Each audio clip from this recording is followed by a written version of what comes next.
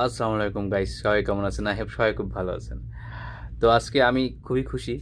আর এই খুশির কারণ হচ্ছে সন্তানের সফলতা। তো আমার মেয়ে ১০ম ক্লাস এসএসসি পরীক্ষায় আ খুব ভালো রেজাল্ট করছে। তো এজন্য আমি খুব খুশি এবং আসলে পৃথিবীর বাবা-মারা আই থিংক আ সবচেয়ে বেশি খুশি হয় তখনই যখন তার সন্তানেরা কোনো সফলতা অর্জন করে যেকোনো কিছুতে। সে খেলাধুলায় হতে পারে, লেখাপড়ায় হতে পারে। উম আ মানে সন্তানের সাকসেসই আসলে বাবা-মার সবচেয়ে বড় খুশির কারণ।